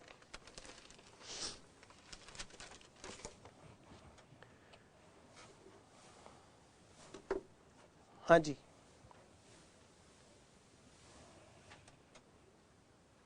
बेटा आप नोट कीजिए फटाफट से, मैं रुका हुआ आपके लिए।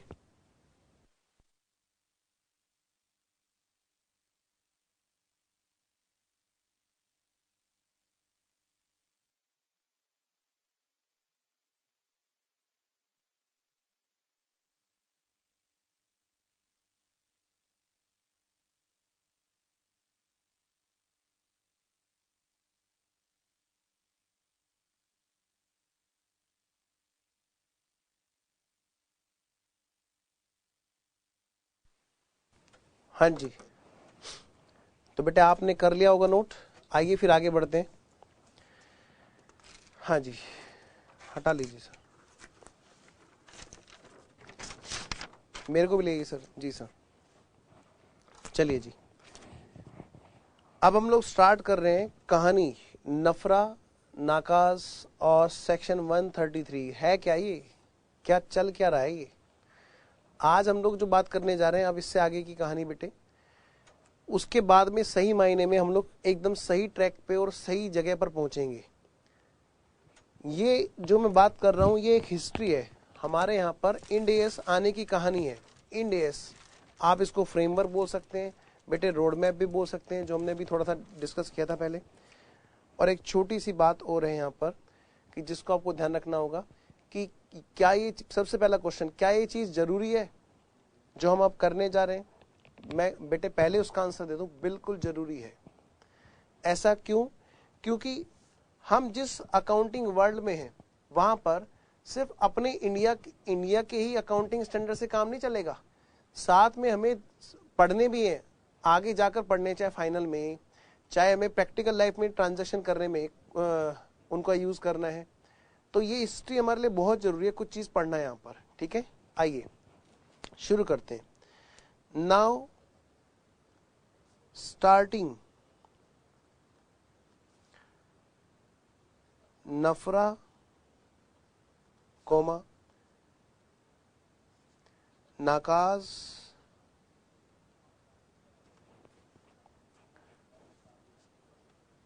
सेक्शन 133 ऑफ कंपनीज एक्ट 2013 कोमा IFRS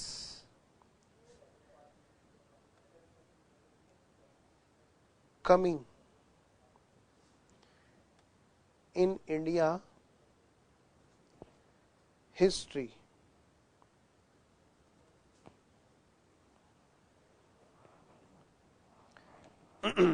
हो क्या रहा है? देखो जी, 2 कहानियां चल रही हैं साथ साथ, हम साथ साथ हैं। हाँ सर, बिल्कुल साथ साथ हैं, हम तो बेटे साथ साथ हैं ही। ये पूरे वर्ल्ड में इंडिया बाकी सब देशों के साथ में बिजनेस कर रहा है। हाँ बिल्कुल कर रहा है, हमारा देश बाकी सब देशों के साथ बिजनेस कर रहा है, बिल्कुल कर रहा है। और उनके यहाँ पर जो करेंसी है, उनके यहाँ पर जो अकाउंटिंग है, उनके रूल्स उनके रूल बेटे अलग अलग भी हो सकते हैं, हाँ बिल्कुल हो सकते हैं। तो हमारे यहाँ पे आखिर ओवरऑल हुआ क्या है आज तक, हम जो आज बात कर रहे हैं नफरा, एकदम से समझ में नहीं आएगा ये नफरा है क्या, नाकाज ये है क्या, बेटे एकदम से समझ में नहीं आएगा। इसके लिए जानने के लिए जरूरी है कि थोड़ा सा हम हिस्ट्री पे जाए। सबसे पहली कहानी देखो, लेफ्ट साइड में मैं बात करूंगा, यहां पे मैं बात करूंगा, एक हेडिंग बनाई, foreign countries and international situations at different point of time, different points of time,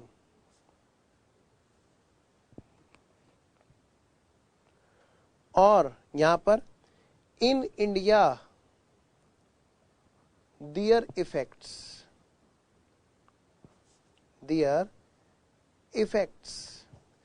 भाई पूरे वर्ल्ड में इंटरनेशनल लेवल पे हो क्या रहा है और उसका इंडिया में क्या इफेक्ट कर रहा है, क्या इफेक्ट पड़ रहा है, तभी जाके बात समझ में आएगी बेटे, ऐसे बात नहीं बनेगी। सबसे पहले की बात है, इन हेडिंग बनाए 1968, इन 1968 1929 में एक भयंकर ट्रेड फॉल आया था। तो उसके बाद में 1968 में अमेरिका ने 110 कंट्रीज को इनवाइट किया था, 110 कंट्रीज को इनवाइट किया था कि भाई इस किस बात के लिए कि भाई हमें ना कुछ अकाउंटिंग के अच्छे स्टैंडर्ड बनाने चाहिए, एक अच्छी स्टैंडर्डाइज अकाउंटिंग करनी चाहिए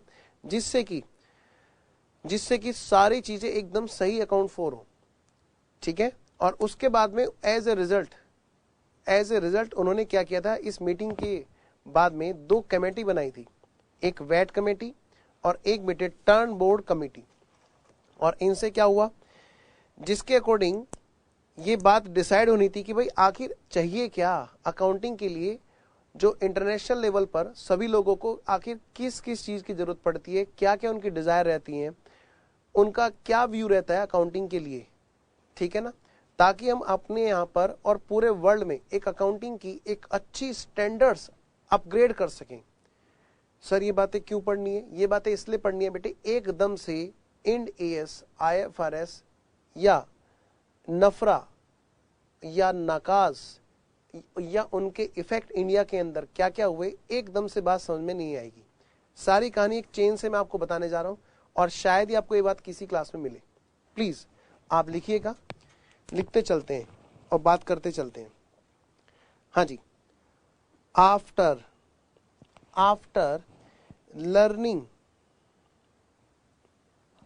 लर्निंग फ्रॉम द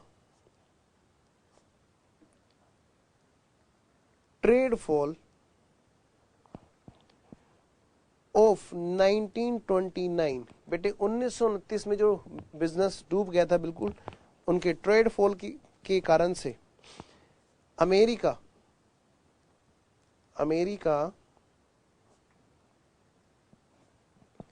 इनवाइटेड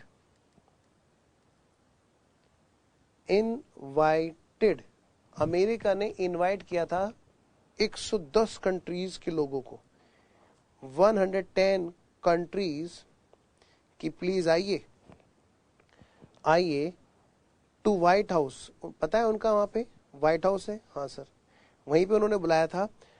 और किस बात के लिए, फॉर क्रिएशन या डेवलपमेंट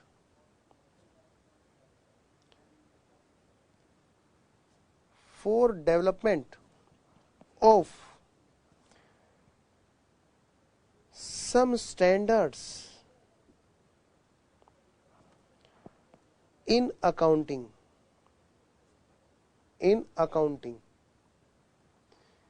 कि भाई कुछ अच्छे स्टैंडर्ड लेके आते हैं हम लोग, आइए स्टैंडर्ड्स लेकर के आते हैं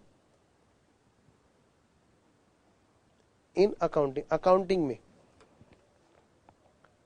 और इसके बाद की कहानी, after this story, after this all story given in ICAI study mat. बेटे इसके बाद की कहानी हमारे स्टडी मैट में दे रखी है, इन ICAI स्टडी मैट। मैं जो बात करूंगा वो सारी की सारी अपने स्टडी की ही समरी की बात करूंगा, ठीक है। 1929 में जब ट्रेड फॉल हुआ तो अकाउंटिंग में कुछ डेवलपमेंट्स लेकर आने जरूरी हो गए। अमेरिका ने 110 कंट्रीज के लोगों को बुलाया कि भाई आओ प्लीज, और थोड़ा सा कुछ एक एक्स्ट्राऑर्डिनरी काम करते हैं, सो दैट हम लोग अकाउंटिंग का एक स्टैंडर्ड बढ़ा सकें। क्योंकि अकाउंटिंग सही होगी, एक सही रिपोर्टिंग होगी, तो बेटे कहीं ना कहीं बिजनेस में ग्रोथ होगी। पता तो होगा कि पैसा आखिर जा कहाँ रहा है। नेक्स्ट, हाँ जी, इस मीटिंग का रिजल्ट ऑफ दिस मीटिंग, इस मीटिंग का क्या रिजल्ट था। ये बात कब की चल रही है, 1968 की। हमारे इंडिया में क्या था, हमारे इंडिया में तो बेटे 1968 से पहले क्या, हमारा 1949 की बात कर रहा हूं मैं, तो हमारे यहाँ तो बेटे 1 जुलाई, मतलब उस दौरान हमारे इंडिया में क्या हो रहा था, मैं उस बात को साथ साथ बताता चलूंगा आपको। 1 जुलाई 1949 को हमारे यहाँ पर ICAI एस्टेब्लिश हुआ था, हमारा अपना institute, as per act the chartered accountant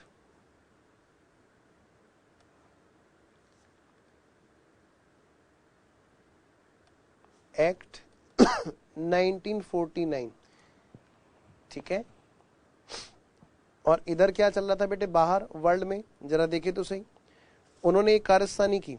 as a result of this meeting क्या हुआ भाई, 2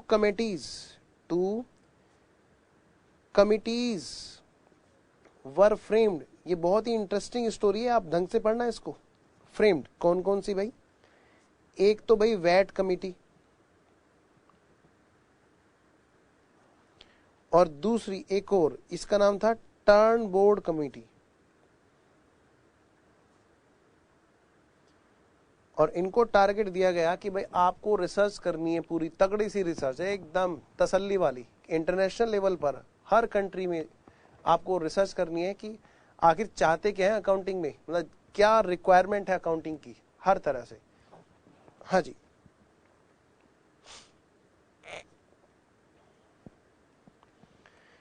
हाँ जी, इट वॉज ओनली अमेरिका, ये सिर्फ एक अमेरिका था जिसने सबसे पहले प्लान किया। Who plan first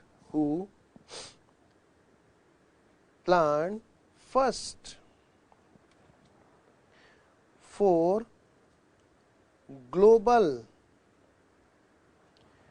global accounting standards.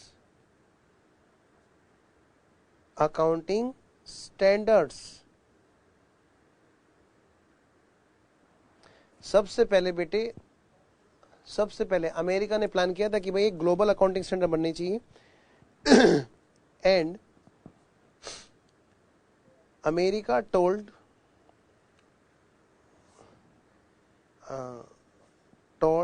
The need, बेटे अमेरिका ने इस बात की जरूरत समझाई लोगों को कि भाई देखो बहुत जरूरत है इस टाइम पर अकाउंटिंग के लिए, कुछ अच्छा काम करने के लिए। Told the need for this for every company, for every country, her country को इस टाइम पर अकाउंटिंग में एक अच्छा काम, एक अच्छा डेवलपमेंट लेकर के आने की जरूरत है। इस बात के लिए सबसे पहले स्टेप किसने उठाया बेटे, किसने उठाया, अमेरिका ने। अच्छा,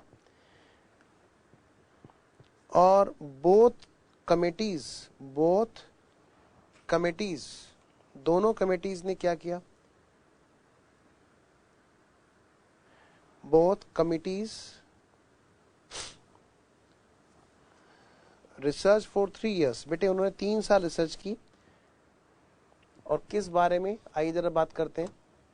बोथ कमिटी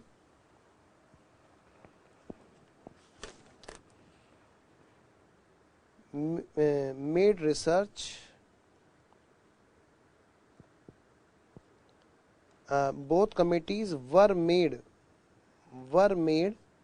for research. बेटे इनको रिसर्च के लिए बनाया गया था. किस बात की रिसर्च के लिए?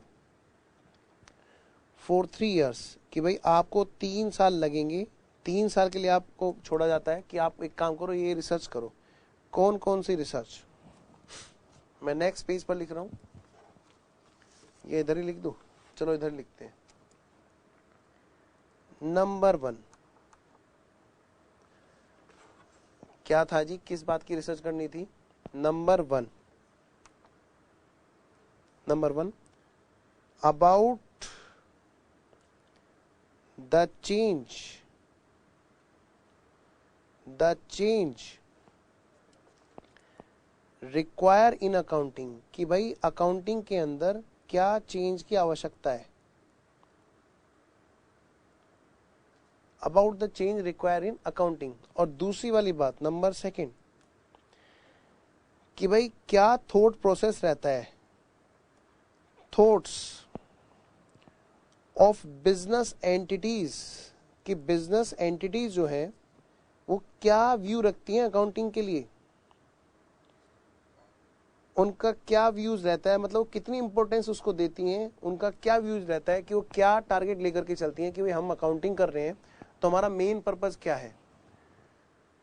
जैसे कई लोग अकाउंटिंग करते हैं प्रॉफिट जानने के लिए, परफॉर्मेंस जानने के लिए, है ना, फाइनेंशियल स्टेटमेंट जानने के लिए, वो तो है ही. लेकिन कई लोग अकाउंटिंग करते हैं, उनका पार्टिकुलर पर्पस होता है कि हमें पार्टिकुलर इस पर्पस के लिए अकाउंटिंग करनी है. मतलब व्यू क्या है उनका, सबका अपना अपना. तो इस बार पर पूरा रिसर्च की और वो क्या चाहते हैं, किस तरह का चेंज आना चाहिए अकाउंटिंग में. और बेटे 3 साल रिसर्च चलने के बाद, जब 3 साल रिसर्च हो गई, उसके बाद में 1971 की बात हम करते हैं. हाँ जी, ये बात है किसकी? इंटरनेशनल. 1 मिनट मैं इसको हटा देता हूं.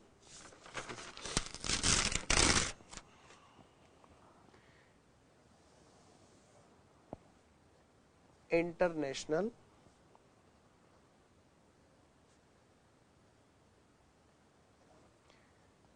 situations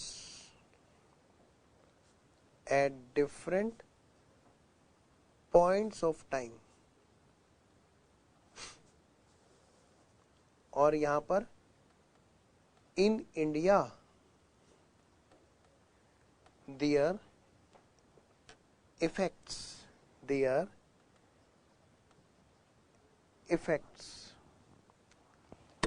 हाँ जी. तो फिर बात पहुंची 1968 से शुरू होकर के 1971. इन 1971 1971 में क्या हुआ जी? 1971 में उस कमेटी ने, उन्होंने बेटे अपनी रिपोर्ट दी. ठीक है. और रिपोर्ट में क्या आया जी?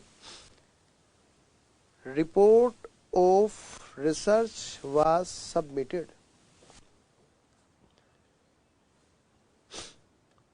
रिसर्च की जो रिपोर्ट है वो सबमिट की गई. और उसमें क्या क्या पॉइंट थे जी? जो रिपोर्ट का निष्कर्ष था वो क्या था? ये वाली बातें कि एटलीस्ट 75% जो बिजनेस एंटिटी है, जो बिजनेसमैन है मैं बिजनेसमैन लिख दूंगा क्योंकि बिजनेस एंटिटी के जो ओनर है उनकी बात हो रही है. नीड्स, उनको किस बात की नीड थी? वो चाहते थे मोर डिस्क्लोजर्स. बेटे 3 साल रिसर्च चली और उसके बाद में निकल के क्या आया कि वो चाहते हैं कि ज्यादा से ज्यादा डिस्क्लोजर्स दिए जाएं ताकि पता चल सके इजीली, रिपोर्ट को इजीली फाइनेंशियल स्टेटमेंट अंडरस्टैंडेबल हो, है ना. मोर डिस्क्लोजर्स रिक्वायरमेंट.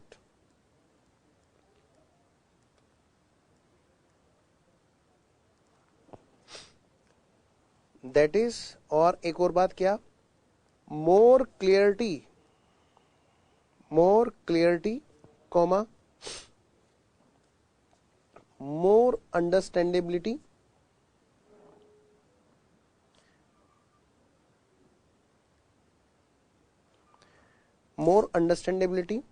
और एंड मोर ट्रांसपेरेंसी. कहते हैं हम लोग ये चाहते हैं ट्रांसपेरेंसी,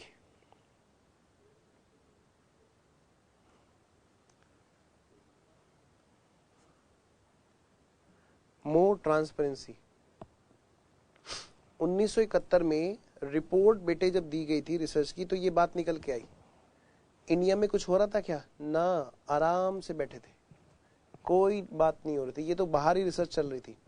फिर क्या हुआ, एक और मीटिंग की गई 1971 में, अनदर मीटिंग, एक और मीटिंग हुई थी बेटे वहां पर बच्चों, अनदर मीटिंग। और उस मीटिंग में क्या डिसाइड हुआ? इट वाज डिसाइडेड, ये डिसाइड हुआ क्या कि भाई to increase international trade, international level पर बिजनेस बढ़ाने के लिए, एंड फेथ को बढ़ाने के लिए, ऑन रिपोर्ट्स पर फेथ ज्यादा हो, रिपोर्ट्स, और इंटरनेशनल ट्रेड फिर ज्यादा होगा जब ज्यादा फेथ होगा। तो क्या कहते हैं इसके लिए? There should B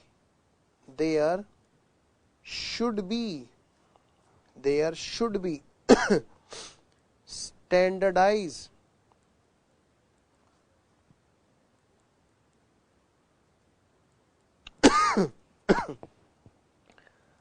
accounting.